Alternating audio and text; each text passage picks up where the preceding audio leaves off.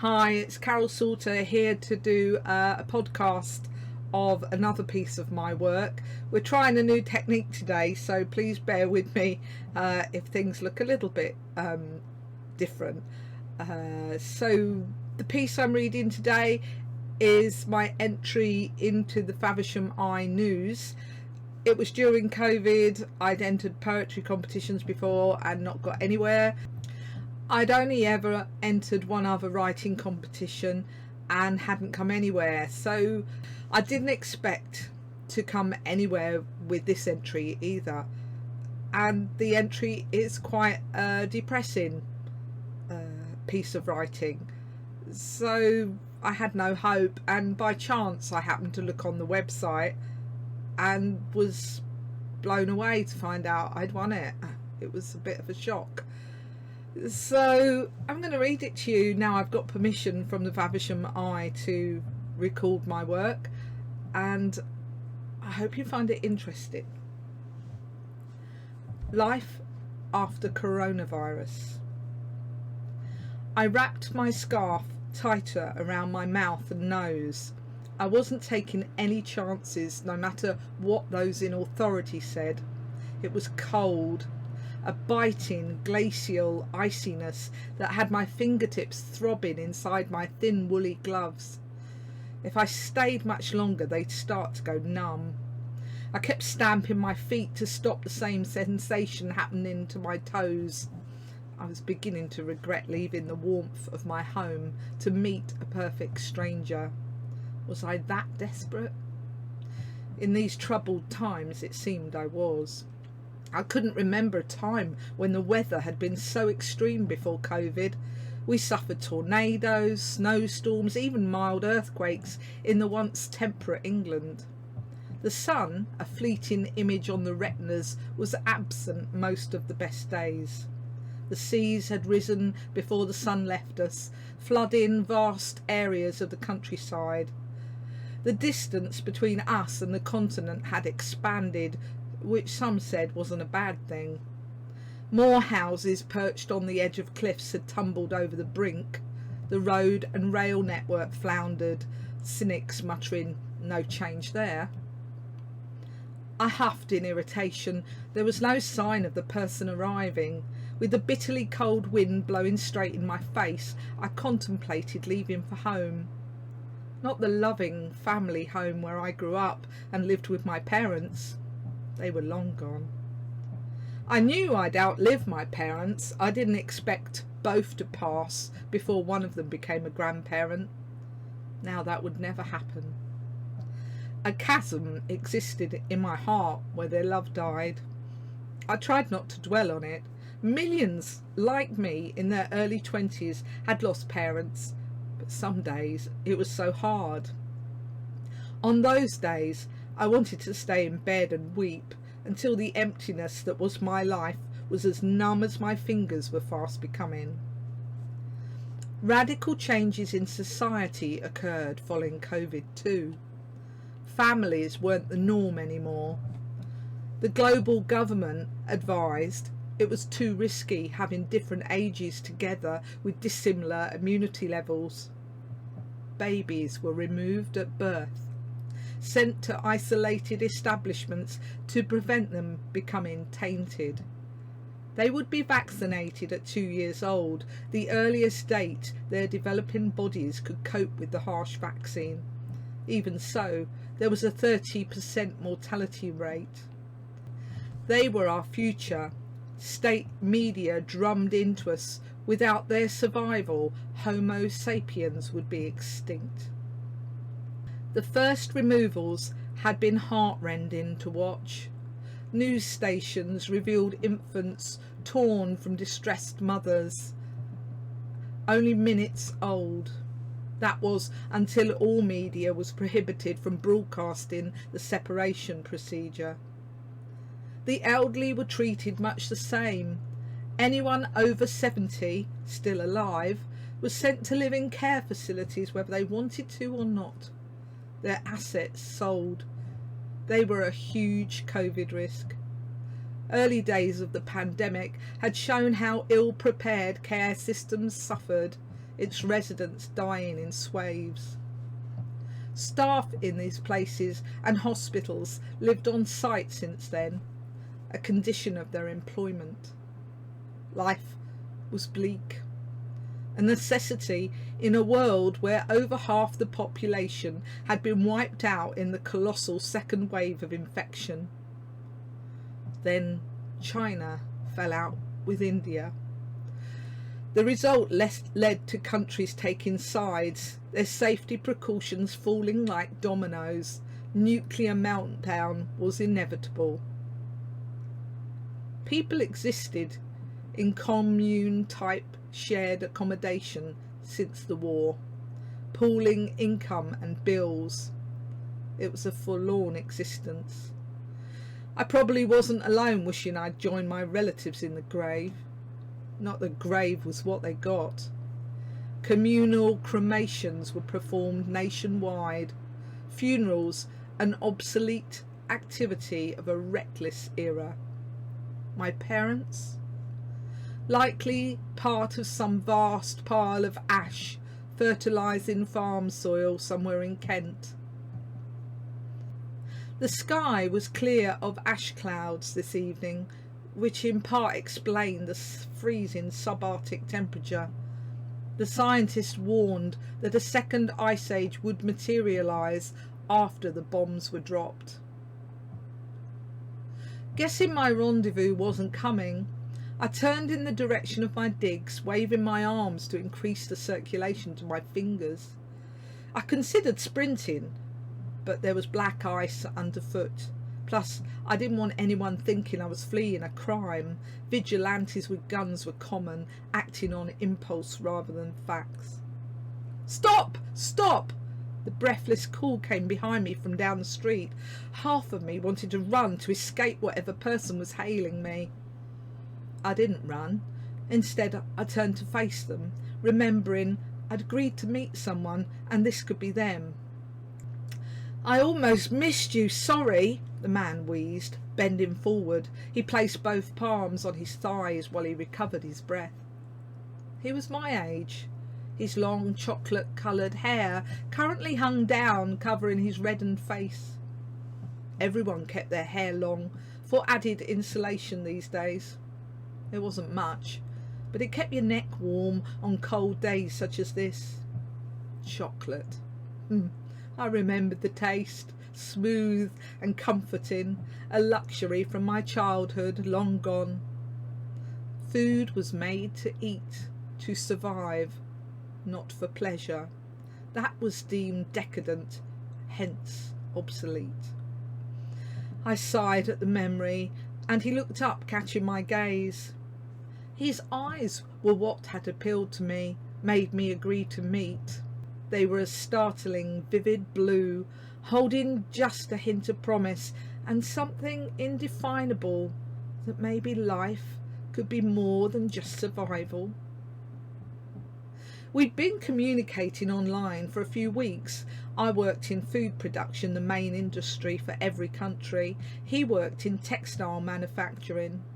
Gone were the careers in hospitality, beauty or leisure. We had none.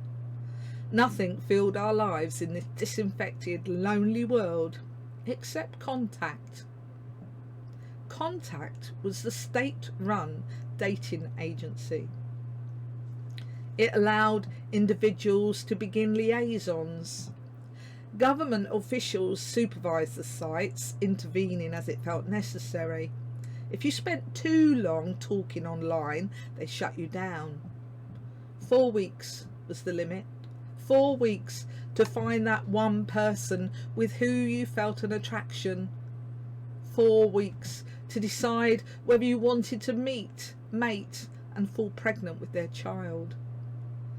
Contraception in all forms was banned, which satisfied the Catholics among us. Once physical contact was established, you could remain in a relationship for 5 more months. Sufficient, they said, to be impregnated. After that, contact was frowned upon and physically discouraged. Men were expected to sow their seed widely. Couples not wishing to separate would be split, sent to other parts of the country to work. Of course, people found ways around it. I knew of 2 couples who recontacted online every 6 months or so, preferring to stay true to each other instead of having countless hollow lovers. Aaron? I queried. Yes. You look taller, Aaron laughed. Yeah, I suppose only seeing a person sitting down for 3 weeks will do that, he grinned, the smile I was used to seeing on my screen, and I relaxed, smiling back at him.